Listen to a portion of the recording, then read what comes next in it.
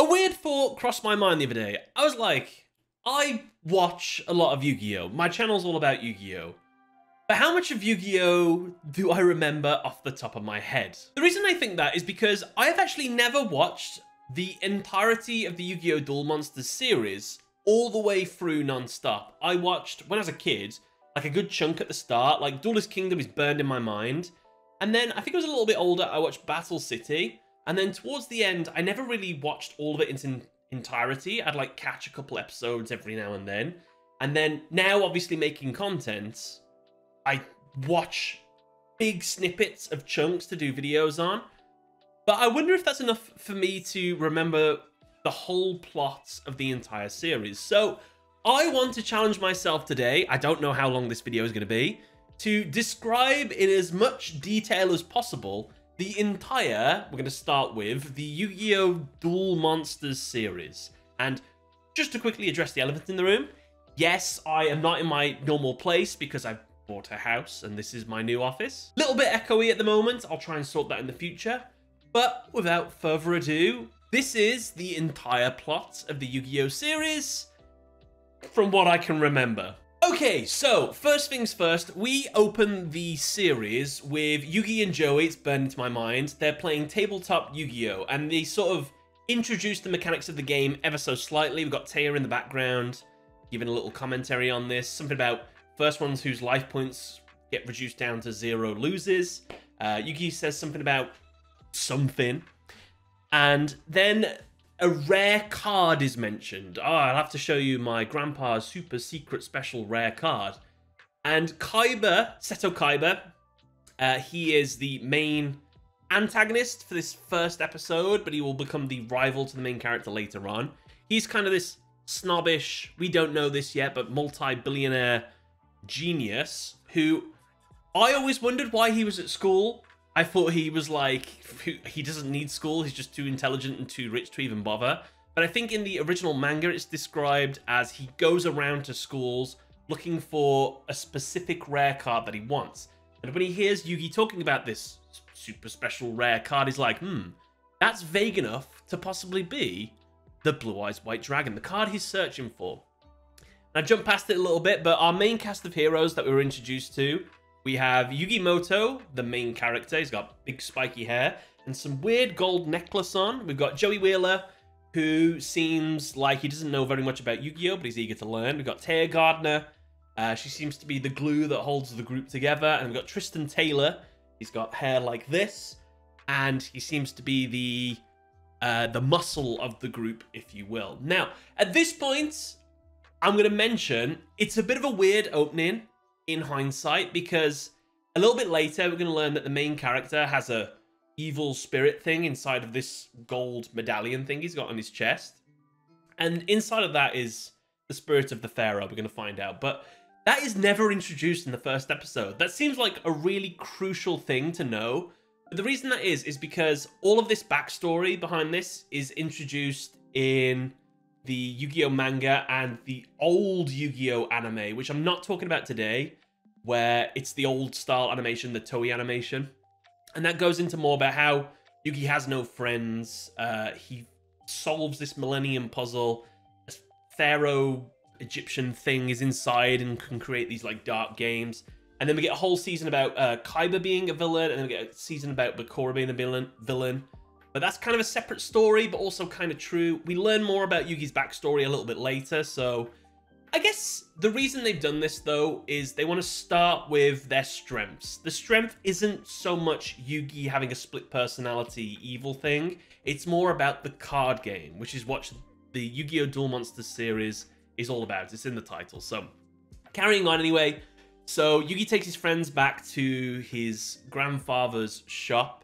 His grandfather owns a gaming shop, by the way, and he reveals his secret card. It is the Blue Eyes White Dragon. We don't learn how he has this card, but we find that out a little bit later. And at this time, the Seto Kaiba guy comes in and is like, oh my god, you have it. You have the Blue Eyes White Dragon. I have to have this card because there's only 4 in existence and I want to own them all. Grandpa says, no, you can't have this card. It's got a very sentimental value to me, and I couldn't bear to part with it. I guess I could jump around a little bit here, but the reason why is because his best friend, they got trapped while exploring Egypt together in a cave-in, and they had a duel together, and the winner would win the last bit of water they had. I think Grandpa threw the duel so that the friend called Arthur could have the water. And as thank you for doing that, he gave him the Blue Eyes White Dragon card. So it's a symbol of friendship, basically, that Blue Eyes to his grandpa. Now, Kaiba, he just wants absolute power. He has to have that card. He offers him... I don't think he offers him money at first. I think he just offers him a suitcase of Yu-Gi-Oh cards. I can't remember which way around it goes, but basically Grandpa says no. And he's like, you'll regret this. And fast forward a little bit, Grandpa goes missing. Kaiba has kidnapped him, challenged him to a duel, and said the winner gets to keep that Blue Eyes. Beats him, and then... How does Yugi and Joey find out that their grandpa's been kidnapped? I can't remember. Okay, this is where we get a little bit of dips in the memory. Anyway, they all go down there. Yugi challenges Kaiba to a duel to win back the Blue Eyes. Kaiba rips the Blue Eyes in half. It is a very iconic moment in the series. Basically the reason why he wanted this fourth one. There's only 4 in existence. By destroying this one, he can never have it used against him. So it was very naughty of him. He shouldn't have done that. But Yugi challenges him to a duel, and this is the first time we get to see a proper duel in place. Because it's so early in the series, the rules are a bit... they're not even really explained, to be honest with you. In fact, they're not explained at all, I'm pretty sure. So a lot of what I'm going to be talking about, by the way, is based on the dub. There are some sub things I know. I've only been watching the sub as I've been YouTubing, making content and everything, but as a kid, I watched the dub. But, yeah, we just see people put monsters on the field and attack into other monsters. It is not established yet that you can attack people directly. You literally have to wail on each other's monsters. I think a mechanic at the time as well is if you can't summon any monsters, or... I can't remember. If you can't summon any monsters in a turn, or if your life points drop to 0, you basically lose the duel. But we also see some spell cards, some magic cards being used to amplify monsters' effects and everything. We get some iconic monsters of Yu-Gi being summoned, but not sort of bigged up. The biggest one being Dark Magician. This is Yu-Gi's ever-faithful companion in his past life, and it's not really a big thing. And I've just realized I've just jumped over. This is the first introduction we see of Yami Yugi, Evil Yugi, at the time anyway. And it's just never addressed. It's just Yugi just transformed into this cool, suave persona. And I don't remember that being brought up at all. But the duel continues. Yugi's getting pushed back by the 3 Blue Eyes White Dragons. And then Yugi's grandpa's deck is revealed to have no pathetic cards. And he draws 5 very specific cards, the 5 pieces of Exodia. They have an effect that when all 5 of them are together in a player's hand, that player automatically wins the duel. So he beats Kaiba, and it's revealed that Kaiba is full of like evil or something, like malice. And Yami Yugi does a mind crush effect. So the main character has magic powers, which he will basically almost never use again for the rest of the series. Very sparingly he uses them. And he basically shatters Kaiba's mind, which gets rid of all the evil and sort of purifies him a little bit. So I don't actually know why he was so evil. I guess his upbringing with Gozaboru Kaiba, which isn't established yet, but I guess that's why. But yeah, Kaiba is a better man for this event, and Yugi wins back the ripped up Blue Eyes White Dragon and just restores honor for his grandpa, I guess. Was the stakes at the end of the day. Teaches him a lesson. And with that, I think the episode ends. It's a very standalone episode. Like, you could just leave that one as it is. It just sort of establishes the game mechanics of Yu-Gi-Oh! Introduces us to Kaiba and the main characters and everything. So that's what that episode is for. And it's mad how much in detail I've just gone with the first episode. That one is burned into my memory. Because I'm assuming there's going to be huge chunks of episodes I'm going to miss as we go on. Especially when filler starts getting involved. So... we move on now into the main first arc of the series, which is the Duelist Kingdom arc. So basically there's this dude, his name's Maximilian Pegasus. He contacts Yugi and says, I want you to come to my island because I want to throw a big tournament, and basically I'm after these things called the Millennium Items. The Millennium Item is what Yugi wears on his chest, the necklace thing. He wears the Millennium Puzzle, and that's what houses the spirit of the Pharaoh. It is revealed that Maximilian Pegasus has a Millennium Eye. This allows him to see into the minds of opponents and things like that. So we now know there's a bunch of these mystical items that people want to collect for some reason. We don't know why Pegasus wants to collect them all yet. Spoilers, he wants to bring his dead wife back to life. So that's his goal. So Pegasus does this little short duel with Yugi. He's able to, I think, read his mind through the TV screen as well. And Yugi does lose this because the timer on the duel ends. So it's not really a proper loss, but it's kind of a loss anyway. And as punishment and as an incentive for Yugi to go to Duelist Kingdom, which I'm pretty sure he would have done anyway because it's a big Yu-Gi-Oh tournament, he steals the soul of his grandpa. So the grandpa is not having a very good few episodes, is he? So he steals his grandpa's soul. So Yugi's whole reason for going there is to try and get it back. So we move forward a little bit, and we're on the boat to go to Duelist Kingdom. Joey, Taya, and Tristan all sneak on the boat, even though they're not duelists.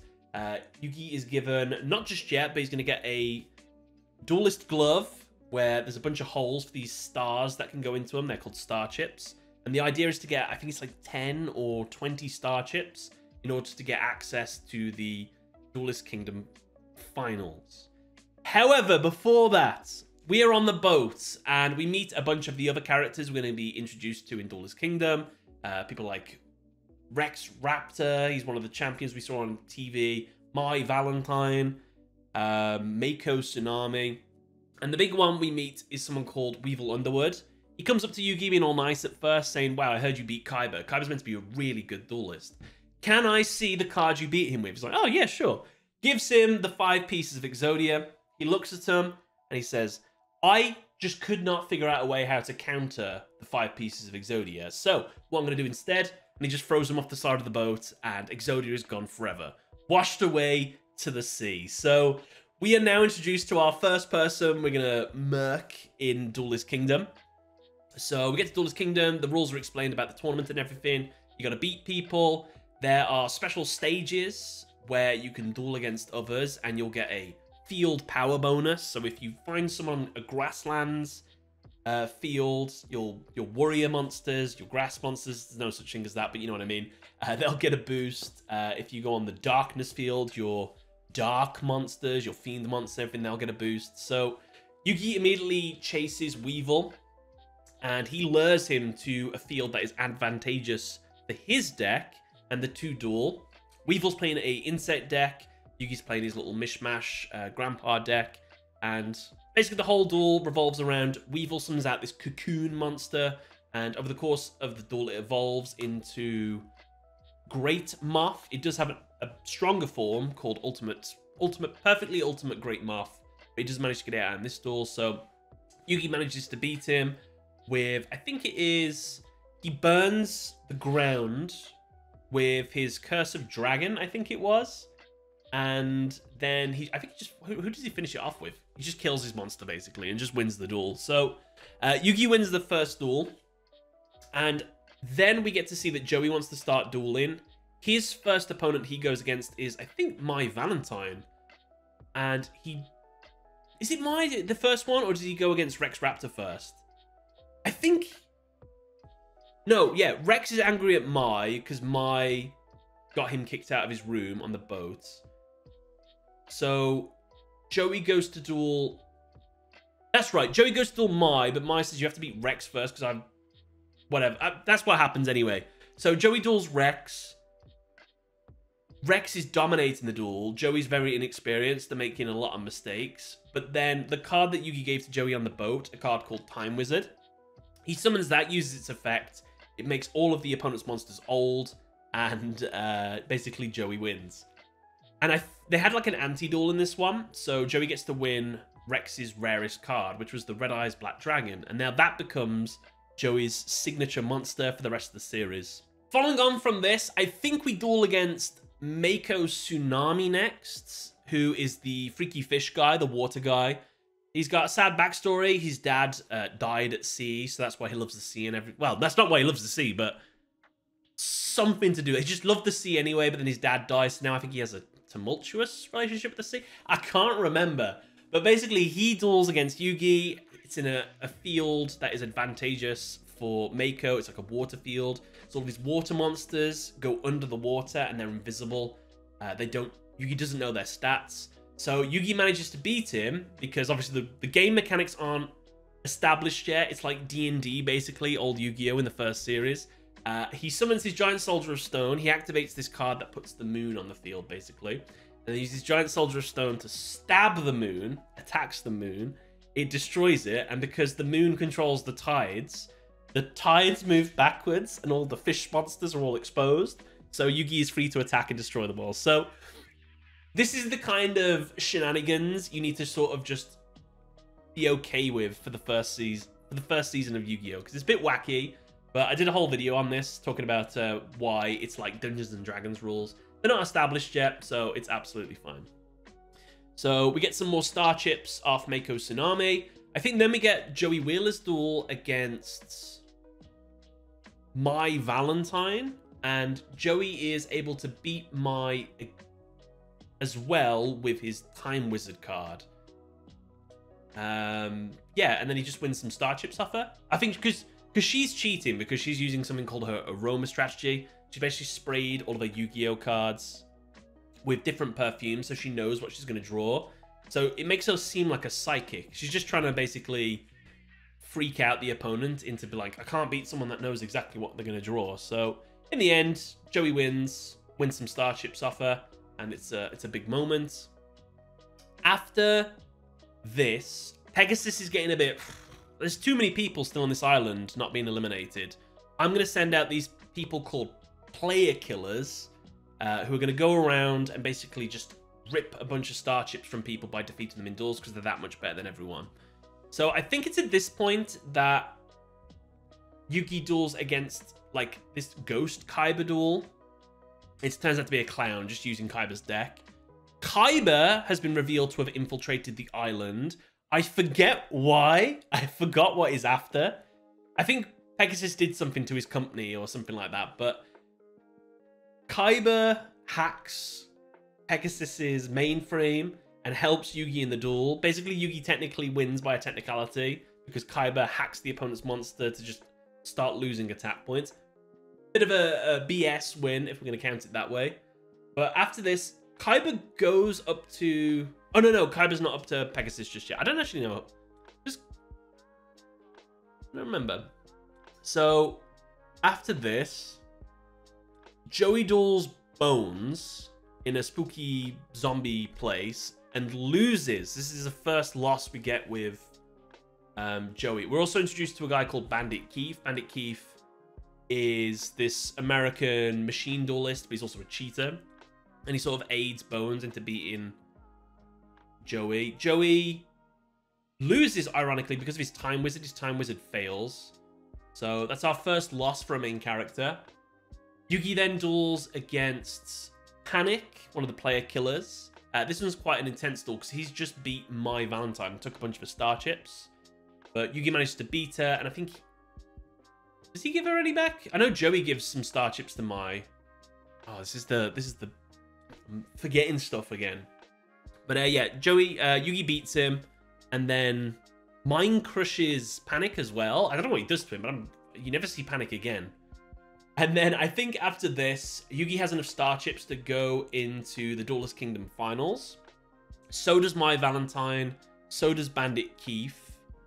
And so does Joey Wheeler, I'm pretty sure. I know Taya and Mai dueled for some star chips. I think it's because Joey lost all of his. So Taya duels Mai, and then Mai gives, like, throws the duel for Taya.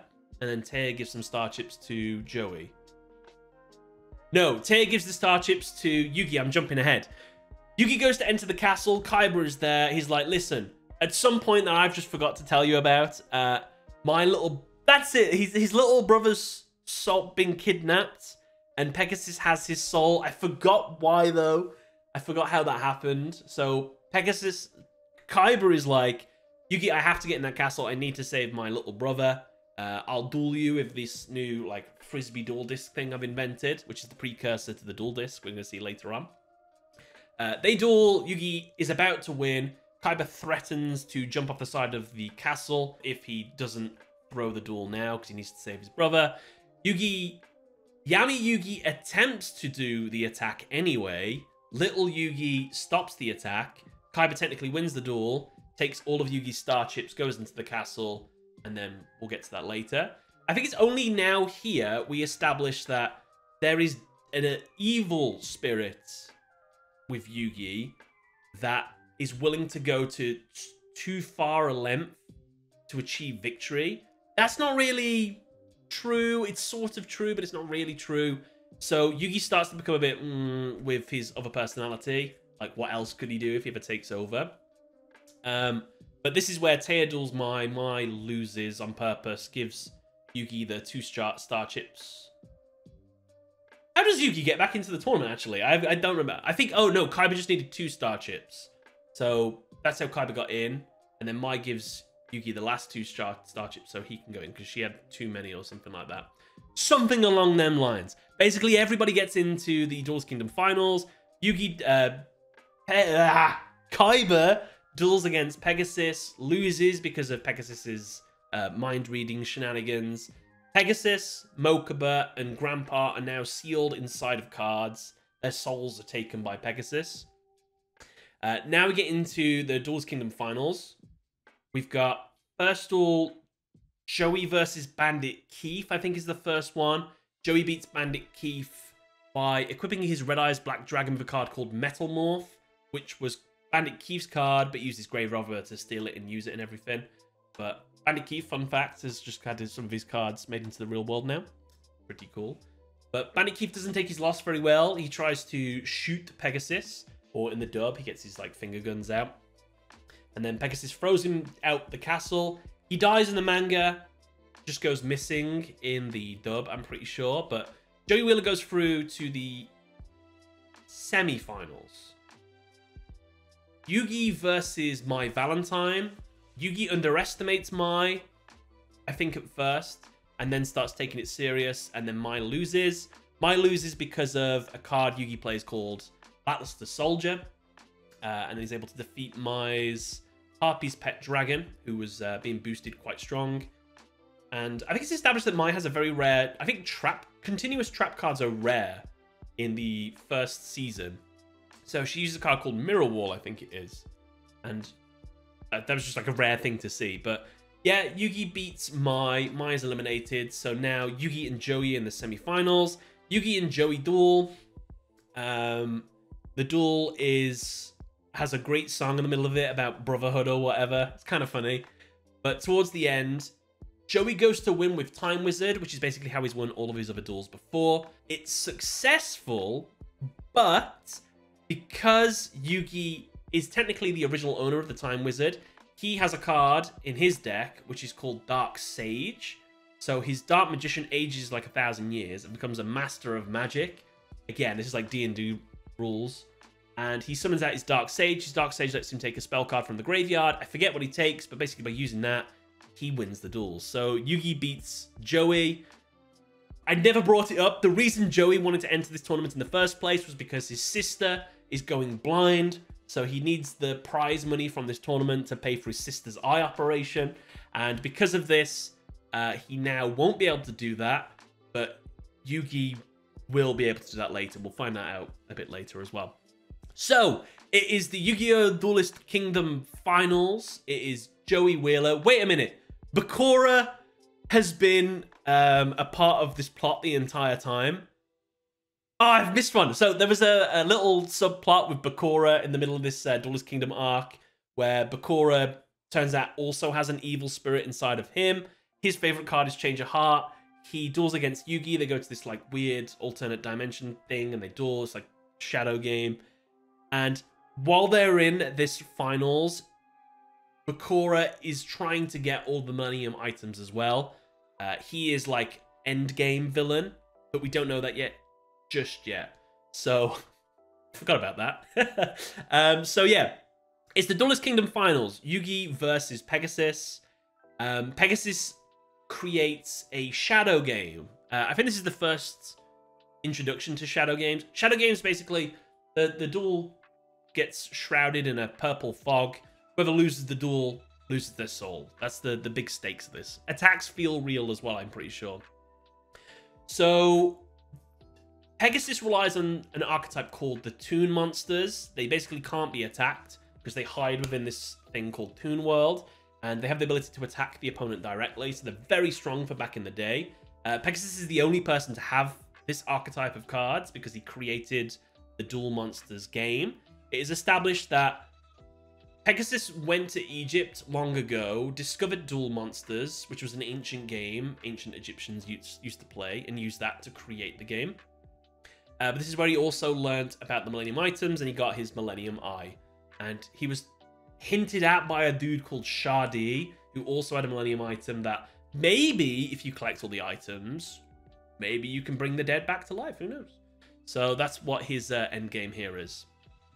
And his wife died of a mysterious disease after their wedding. So yeah, Pegasus is dominating throughout the duel, and the Toon cards represent his like fun personality.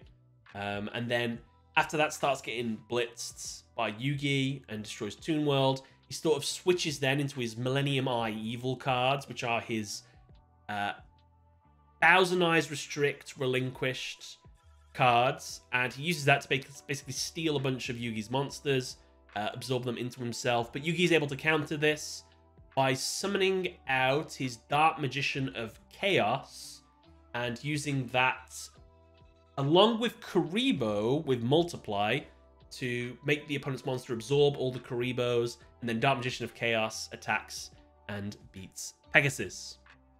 Pegasus, funnily enough, is a man of honor. He actually does give back all the souls he stole as promised. After he does this, however, evil Bakura goes up to Pegasus, takes the Millennium Eye from him. In the manga, he dies because of this, but in this, he doesn't. And then because of this, Bakura now has 2 Millennium items. Since Yugi won the tournament, he had the prize cards. Glory of the King's left hand, Glory of the King's right hand, I think it was.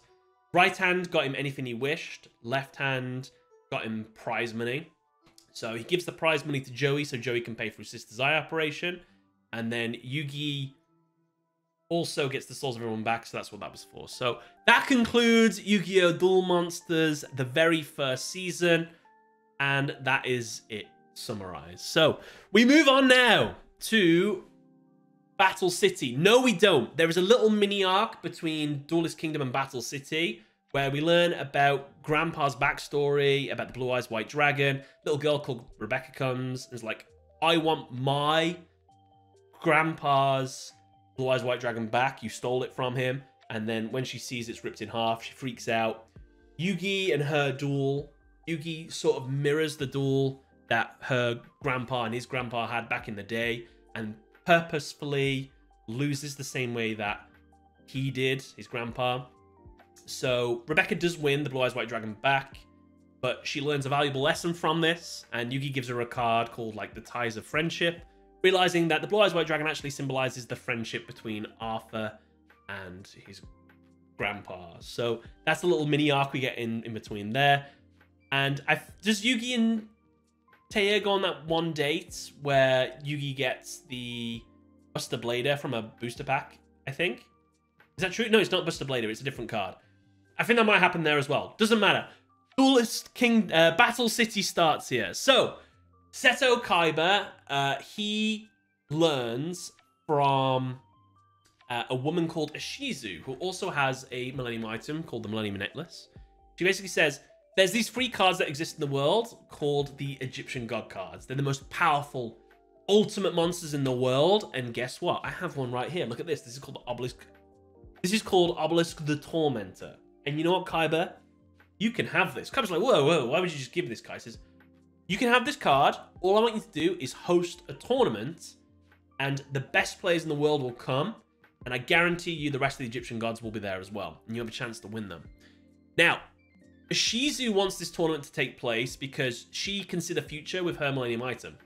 And she can, I think, sort of see a future where when this tournament takes place, that her brother, who we haven't learned about just yet, can be defeated and saved, possibly.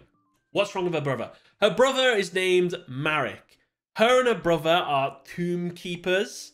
They live in this hole-in-the-ground tomb, and their goal in life is to preserve the memory of the pharaoh, which is Yami Yugi.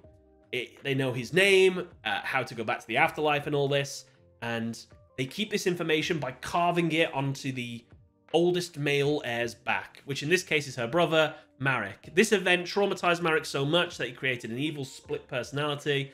So evil Marek is not like evil Bakura or evil Yugi, the Yami versions of themselves, because those are ancient Egyptian incarnations that exist in the modern day, whereas Yami Marek is just personified hatred and like a coping split personality. That's what that is. This series isn't complicated, I promise you.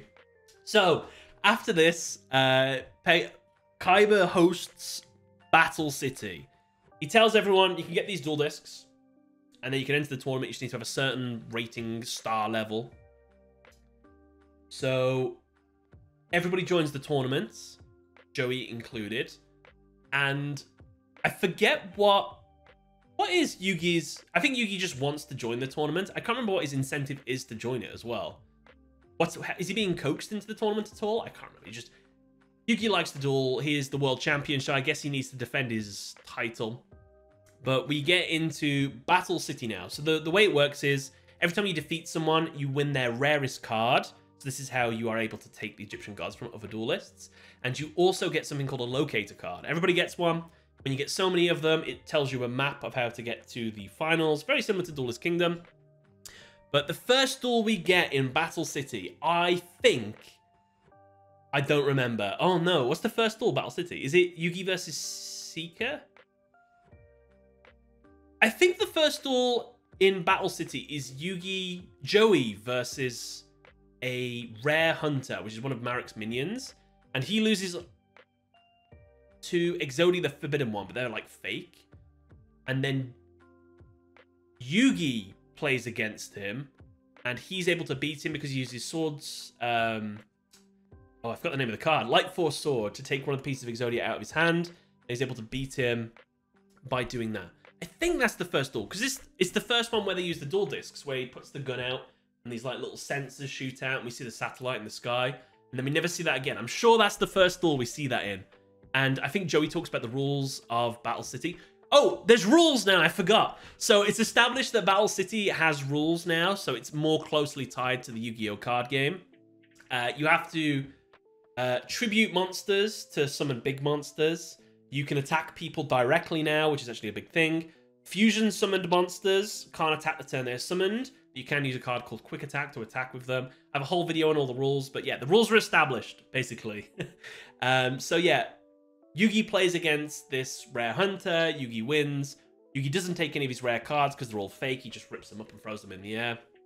And then I think we get Kaiba just using Obelisk the Tormentor against a dueling computer, and then I think he duels someone in like a back alley or something and just claps them. And then after this, I think it's another Yugi duel. Yugi duels against Strings. Now, Marek has two Egyptian god cards. He has the Winged Dragon of Ra, the ultimate Egyptian god, and Slifer the Sky Dragon. He gives Slifer to one of his minions to defeat Yugi with. Yugi is able to defeat Strings, even though Strings summons Slifer. It is revealed Slifer's effect is against 1,000 attack for every card in his hand. He creates his deck to make him have like infinite cards in his hand, so his Slifer is very strong. And obviously every monster Yugi summons, due to Slifer's other effect, it takes 2,000, loses 2,000 attack or 2,000 defense, and if its attack or defense dropped to 0, it's destroyed. And Egyptian gods have a special immunity abilities to it. Basically, they are only affected by spell cards once per turn. I don't think they can be destroyed by any card effects at all, and trap cards don't work on them at all. So even with all these restrictions, Yugi is able to defeat him by creating an infinite loop where he summons over and over and over again, I think it was, and then he defeats Strings, takes Slifer the Sky Dragon off him, and now he has Slifer. But he won't use Slifer for a while because he's scared of its power for the time being. After this, I think we get Joey versus Weevil Underwood. Weevil Underwood, he slips a card called Parasite into Joey's deck. So in the middle of the duel, Joey versus Weevil. Joey draws the Parasite. It summons it to the field and turns all of his monsters into insects. Weevil is using a card called Insect Barrier. So Joey's monsters can't attack. However, even though Weevil was able to get out... Oh, what's her name? Not perfectly Ultimate Great Moth. Insect Queen. He gets out a monster called Insect Queen. Joey is able to win because I think he uses Grave Robber to take this like insect spray from Weevil's graveyard, and he destroys all of their monsters and attacks directly. I think that's how he wins anyway. He uses like Graceful Dice or something. So Joey wins, and Weevil gives him his Insect Queen, and this is where Joey starts building his deck, which is not good really, because all these monsters are going to add to his deck are pretty trash. Not in their own archetypes specifically, apart from one card he's going to get later. But after this, I think Yugi and Kaiba duel together against Loomis and Umbra.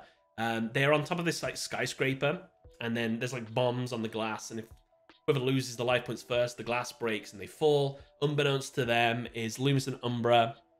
They have parachutes anyway. So the duel commences. Yugi and Kaiba obviously don't work very well together because they have conflicting ideologies, and Kaiba's very prideful. But in the end, Yugi and Kaiba do work together with some like subtle... They're not supposed to talk to each other, but they sort of wordlessly say things to each other.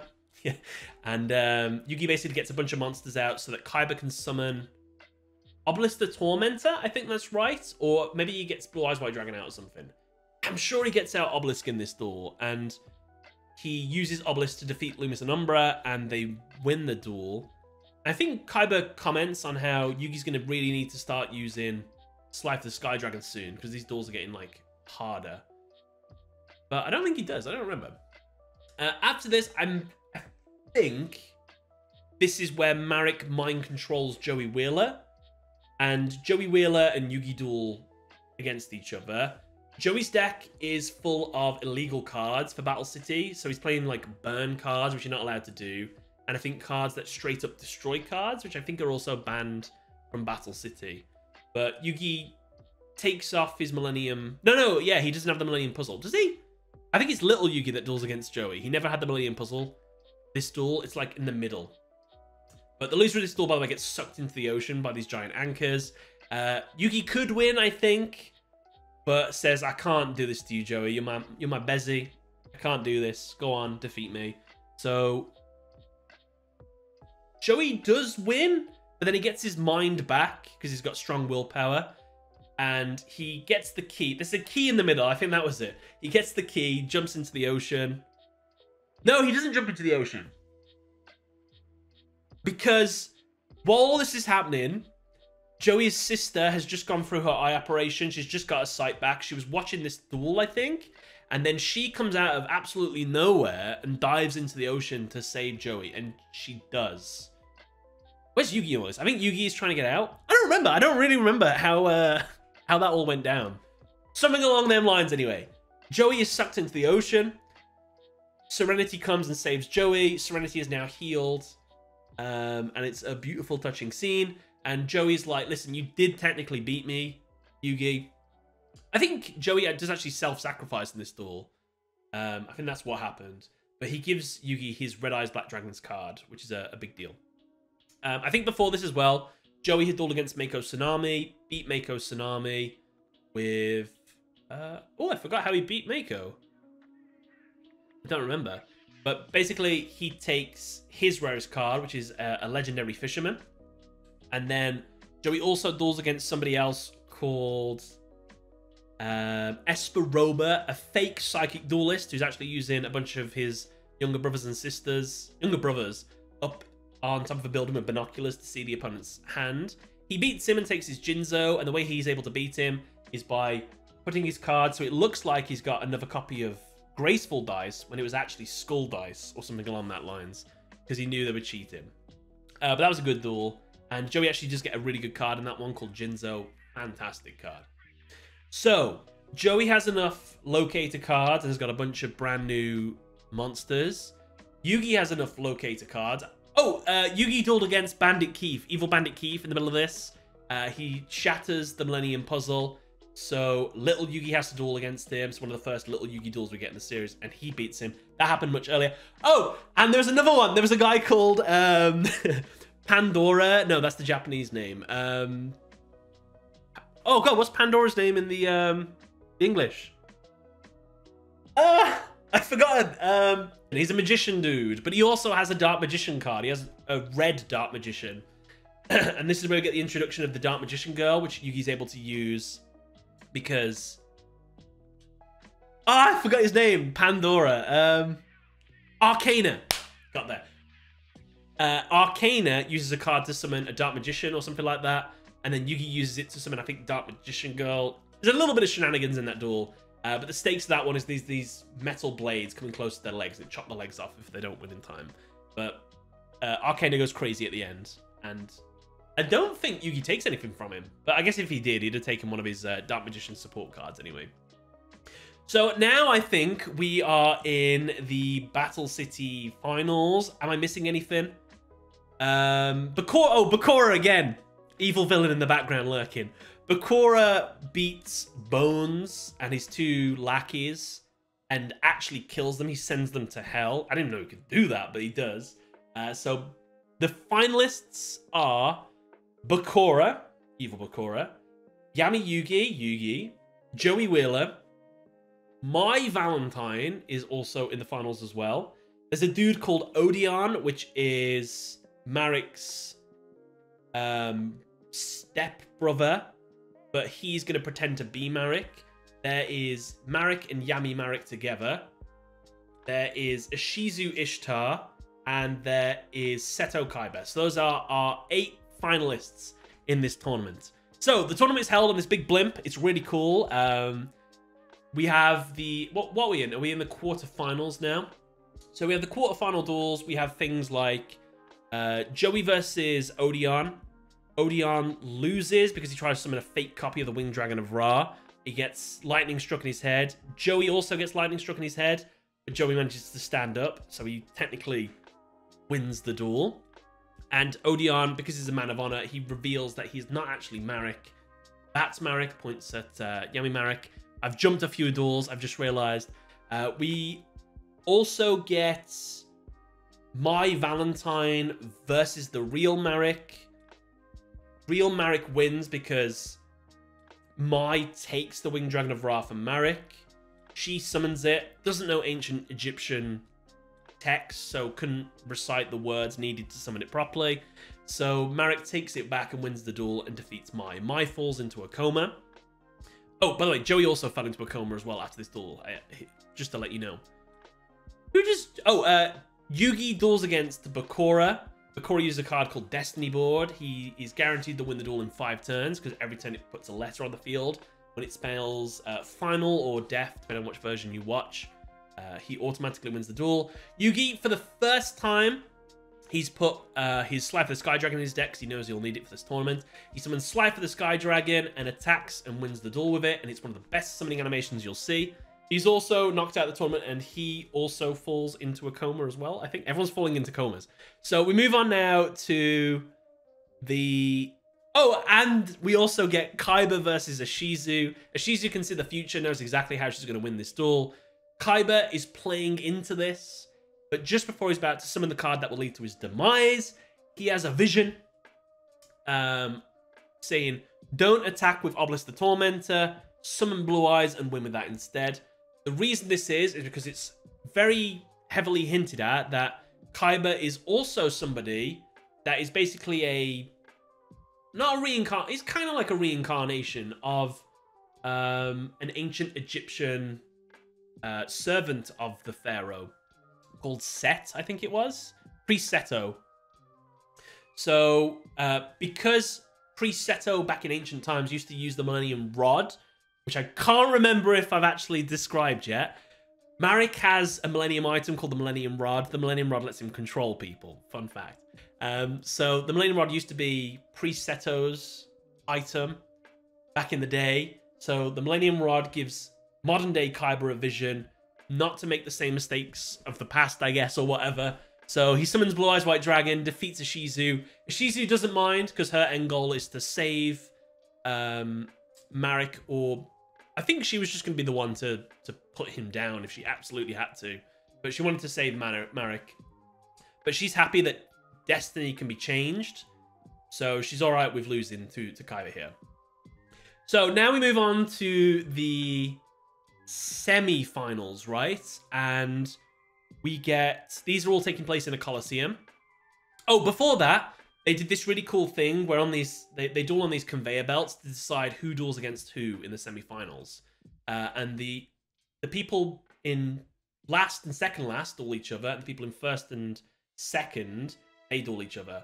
Yugi makes a case for wanting to duel everybody. He wants to duel Joey because he promised he'd duel him again. He wants to duel Kaiba because he will be stronger with Obelisk and Slifer together to go against Marek and his Winged Dragon of Ra. And he wants to fight against Marek and the Winged Dragon of Ra because he's the ultimate evil at the moment. I haven't even talked about Marek's motivation. I've just realized. The main antagonist of this series, Marek Ishtar, the reason why he's entered this tournament and is giving out Egyptian God cards to defeat him is because he hates the Pharaoh, Yami Yugi, because his whole life and destiny was to have this thing carved in metal and blood and stuff on his back and live underground and never have a life. And it's all because of the Pharaoh's fault and traditions or whatever. So he plans to just kill the Pharaoh and then probably world dominate or whatever. It's never really established, but that's why he's doing all this anyway. And while all this is going on, there's a good Marek and he kind of like flip-flops and he's like, I don't want to do all this anyway, actually. So he joins up with Bakura, and Bakura and Marek do one duel, but evil Bakura loses anyway. And, oh, it's also established, I don't know if you didn't know, Bakura has a Millennium item. He has the Millennium necklace, Millennium ring, which lets him point him in the direction of anything he desires. So fun fact. I've missed so much. So, anyway, the conveyor belt duel. In the end, Yugi and Kaiba win because Joey wants to duel against Marek because Marek put Mai in a coma and Joey wants to help her sooner rather than later. So, the semi-finals are Joey versus Marek, Yugi versus Kaiba. What duel goes first? It's Joey versus Marek first. It's a really good duel. Joey is attacked by Marek's Winged Dragon of Ra. Marek thinks he's killed Joey. Not beat him. He's still got life points. But he thinks he's done so much mental and physical trauma to him that bro won't be able to stand up. But Joey, the determined guy he is, he does stand up. He does continue the duel. And if he would be able to declare an attack, he would win and defeat Marek. Unfortunately, he passes out straight after this. But Marek does sweat buckets. And it's at this point, I would just like to point out that Marek Ishtar is not a great duelist. He likes to win through pain and punishment kind of things. And he always, I don't know. Every time I've analyzed one of his duels, it's always like the opponent absolutely could have won if Marek would have just stopped doing all these shenanigans or whatever. But yeah, Joey technically dies here in the original Japanese, but he is put on life support. So basically he's in a coma now. So there's another coma for you.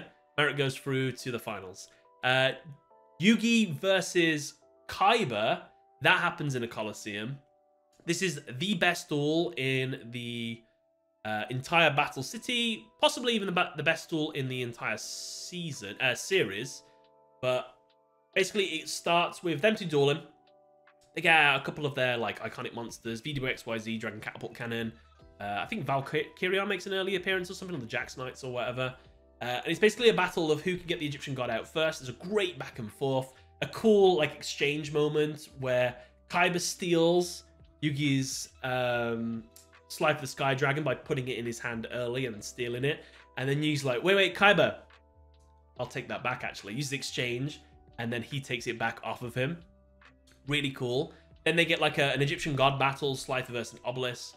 And then the Egyptian gods get defeated, and then they go back to using their ace monsters, so Blue Eyes versus Dark Magician.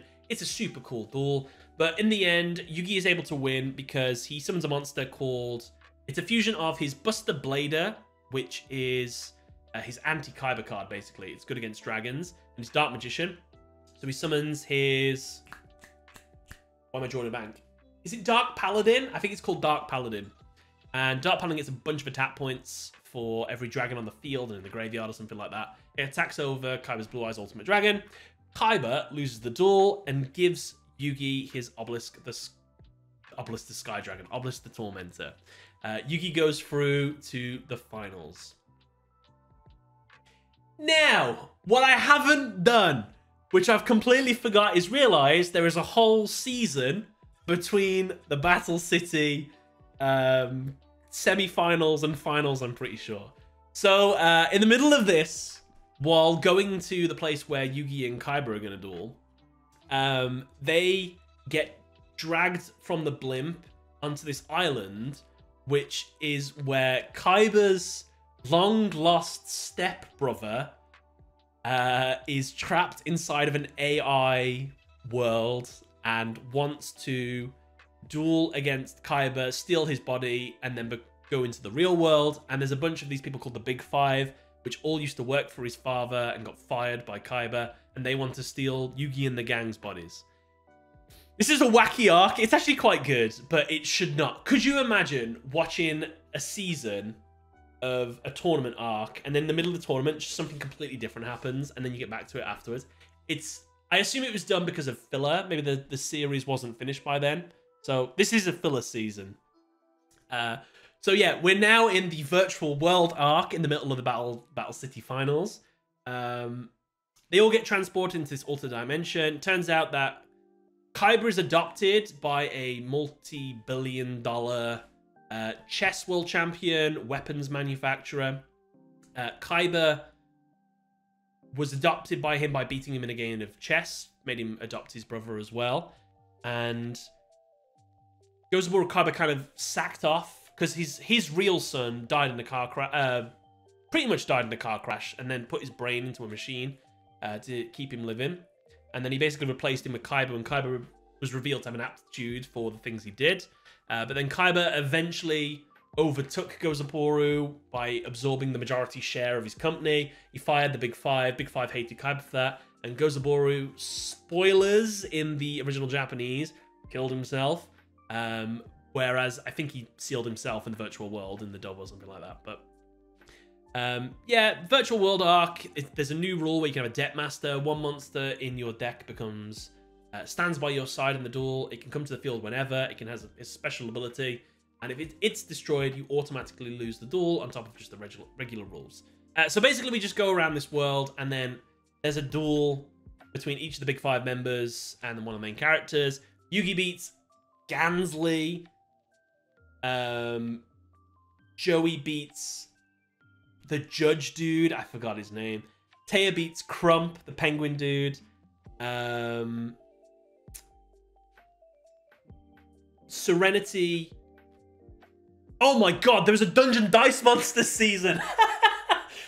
Somewhere, I actually can't remember where it was. Somewhere ages and ages ago, I think it was around the Rebecca Hawkins thing. So in between Duelist Kingdom and Battle City, there was a season of Dungeon Dice Monsters, which was like 2 episodes, I think, where this guy called Duke Devlin established a game called Dungeon Dice Monsters. Because Yugi defeated Pegasus, his game fell through and he couldn't get it published, so he blames Yugi for it.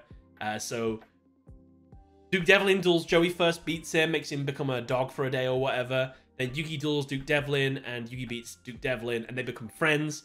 Fast one. So Duke Devlin is now friends with the group.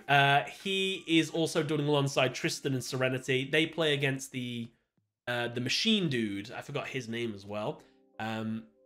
But Serenity's a very bad duelist. She's not a duelist at all. And she's about to lose. Tristan sacrifices himself. So Tristan loses the duel. That robot dude gets his body for majority of the season until he's defeated later. And I think Kaiba duels against the Jinzo dude, and the Jinzo dude is defeated. Then all of the Big Five merge together into Tristan's body and have one big battle royale thing against Yugi and Joey. Yugi and Joey are able to beat them, even though they summon 5-headed dragon, which was a callback to... Oh my god! There was There was another season somewhere where they got sucked into a virtual world. When was that? So basically, at some point where I can't remember where it is, there was another time they were sucked into a world where the big five were. They used Five-Headed Dragon there as well. Oh my god, there's so much I'm forgetting. But yeah, that happens anyway, somewhere back then. Yugi and Joe are able to beat the big fives, Five-Headed Dragon and another monster called Berserk Dragon, by fusing their deck masters, the Flame Swordsman and Dark Magician together to make Dark Flare Knight, which evolved into Mirage Knight or something like that. So it was pretty cool, but they win. Tristan gets his body back, and then the final duel takes place between Noah Kaiba and Seto Kaiba. Seto Kaiba, I think, was supposed to win, but Noah uses Mokuba as bait. He's like, if you attack me, you'll kill your brother. So Kaiba just ends his turn. Noah attacks him and defeats Kaiba. Kaiba turns to stone. Mokuba turns to stone. Noah's going to take their body, but then Yugi's like, that's not fair. You obviously cheated that duel. I thought you were a man of honor and all this. So Yugi says, I'll take over with Kaiba's deck mixed with my deck. Or something like that. Something along them lines. And then I'll keep his life points and I'll still beat you. And he does. He beats him by, I think he gets out Yugi's Blue Eyes White Dragons or something. But yeah, Noah loses. And then we get one big thing. Oh, in the middle of this, Gozaboru Kaiba dueled against Kaiba. Gozaboru Kaiba was using Exodia Necros. So Kaiba got his comeuppance. Kaiba was finally able to defeat Exodia, basically. So that was kind of cool. And then everybody leaves. Noah realizes that I'm dead. I'm supposed to stay dead. So he drags him and Gozaboru Kaiba's ghosts into deletion and deletes each other. And then that's just the end of that. Then we go back to Battle City Finals. Yugi and Kaiba duel, and that's everything that happened there. And now we're into the actual finals. It's Yugi versus Marek. The stakes, they're good personas, if you will. Every time you lose life points, they disappear. So there's a risk for somebody's got to die, basically. Even if Yugi wins, then good Marek will die. So the duel goes through the whole motions and everything. When Dragon of Ra comes out, Yugi gets out Slifer and Obelisk. Really good duel. And then in the end, I forget how he does it, but Yugi manages to get Marek to swap places with good Marek on who's getting sacrificed. I forgot how that happened. And then Yugi plays a card called Ragnarok, which every single monster in his deck combined together with the Obelisk and Slifer to take down the Winged Dragon of Ra and win the duel. Marek gives Yugi the Winged Dragon of Ra. He gives him the information on his back, which basically says, you need to go to this special place, you need to have all the Millennium items, you need to know your true name and speak it, and you need to be defeated in a duel, no holds bar by somebody, and then you can go to the afterlife, which is where you truly belong. Yugi needs to learn his name. He hasn't learned it yet though, but that's how Battle City ends. So after this, we move on to, I think it's the, oh god, what's it called? The Grand Championship arc, which is, no, it's not. We move on next to the Seal of Orichalcos arc, which is technically a filler arc, but it's really good. Basically, there's this duel called Darts. He wants to take over the world with this thing called the Great Leviathan. And there's these little stone fragments, which basically allows people to create... It's like a shadow game, but it's even scarier. So these people called Doma, the Seal of Orichalcos people, which are Raphael, the guy that looks like Joey and has an Australian accent, Valon, that's the one, and Alistair. And there was one fourth guy, but he's defeated in the first episode by Yugi. They all want to defeat the main cast, specifically Yugi as well, so that they can absorb their power, so that the Great Leviathan can be revived and rule the world or whatever. So this is where we get a bunch of duels. So Yugi versus that first guy. He's got a funny name. I can't remember what it is. He steals the Egyptian god cards off of Yugi, I'm pretty sure, in this duel. So Yugi doesn't have the god cards for the rest of this season.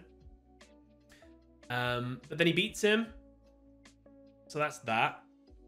And then, oh God, My Valentine succumbs to the darkness because she wants more power as well, so she joins the Seal of Orichalcos people. So she's a villain.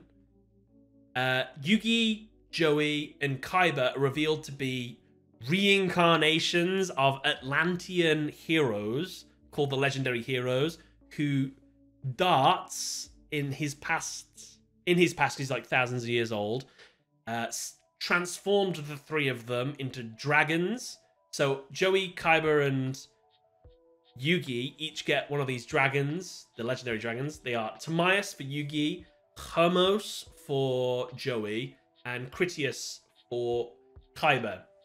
So basically, these are their Egyptian gods for this season, basically. When they get these cards, each one has an ability to fuse with something and create a new creation, basically, a new monster. So Yugi's fuses with another monster. Is that true? Yeah, Yugi's fuses with another monster to create a new monster. So like Timaeus and Dark Magician Girl makes Dark Magician Girl the Dragon Knight. Kaiba's fuses with traps, so he could fuse with like Mirror Force to create Mirror Force Dragon. And Joey's fuses with equip spell cards. No, he can fuse with anything. He can fuse with monsters as well, but it creates an equip spell card. So Hermos and Time Wizard would make Time Magic Hammer kind of thing. So with that all out of the way, Joey duels Mai. The duel gets interrupted. Joey duels Mai again. Joey loses on purpose? Or he just loses, I can't remember. Joey gets sealed away. Kaiba duels against Alistair, because Alistair's family were killed by Gozaburo Kaiba's weapon manufacture division. Doesn't matter. Alistair loses. Alistair gets sealed away. Yugi duels against Raphael. Yugi loses because this is a big duel. Raphael hates the Pharaoh because he thinks he's evil or whatever. Yugi thinks he's gonna lose, and because he's got like a complex of always winning, decides to steal the Seal of Orichalcos, and then decides to end up playing it. Actually, this is all part of Raphael's plan. I've got that mixed up a little bit. But yeah, he plays Seal of Orichalcos, so the duel actually has stakes now, and because he was corrupted by evil or whatever, that's the reason they say that he lost, but he just straight up lost the duel anyway. So yeah, Yugi loses. Little Yugi sacrifices himself, so only little Yugi is sealed away. So now the Pharaoh does the rest of this season alone, which is pretty cool. We get a rematch between Raphael and Yugi after Yugi has learned the error of his ways and everything. But not before dueling against Joey and Rex Raptor, who have joined the Seal of Orichalcos team.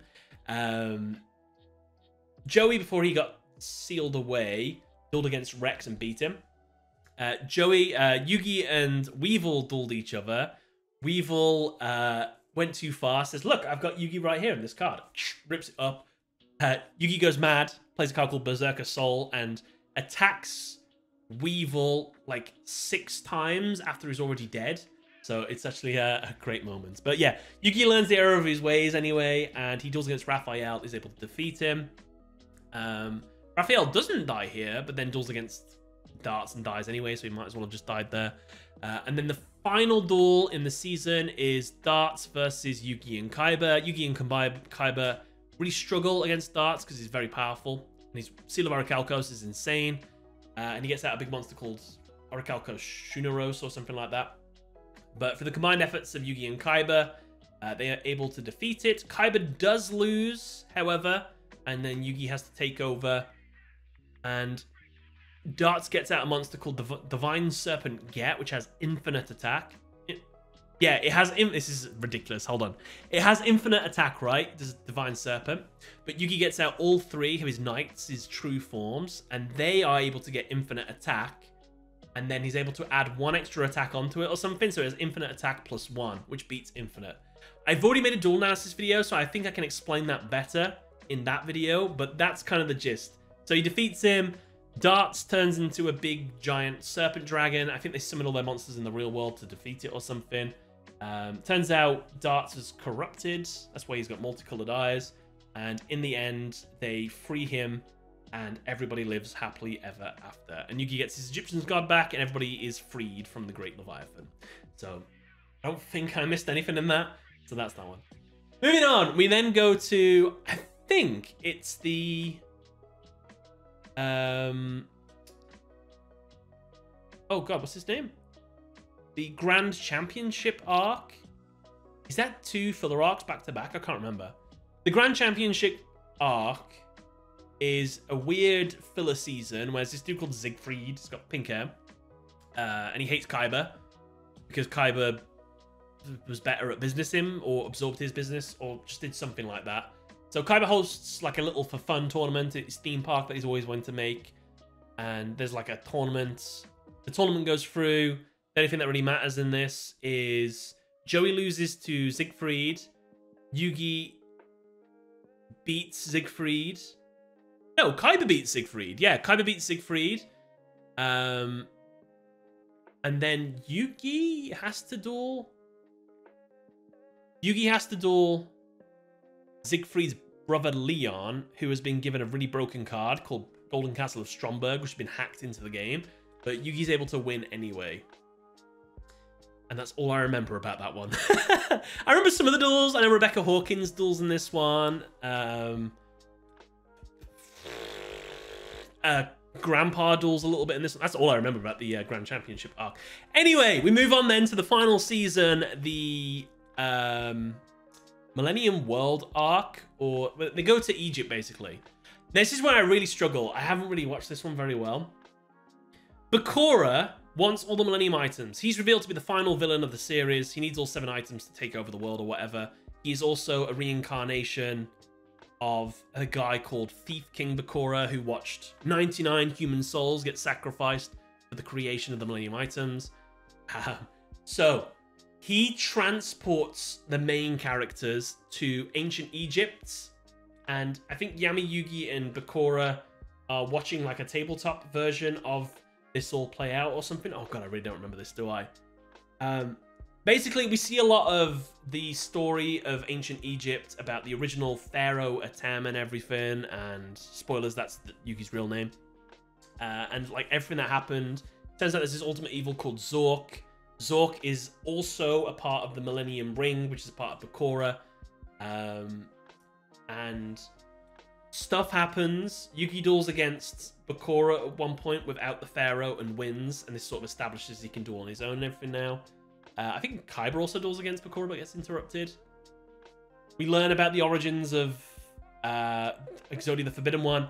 I forget absolutely everything that happens, but we meet like ancient Egypt versions of the main characters, and we see them seal away Zork in the end.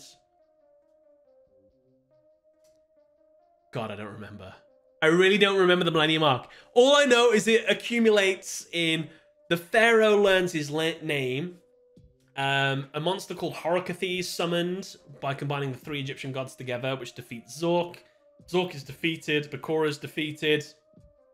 Yugi gains all of the Millennium items from this, and he learns obviously that he needs to go to the Tablet of Lost Memories underground with all the Millennium items, speak his name, and be defeated in a duel, and then he can go to the afterlife, which is where he wants to go to meet all those people he met in this season. So this is where we get the final little arc, which is Yugi versus Yugi. Good Yugi versus the Pharaoh. The stakes, Yami Yugi will go to the afterlife.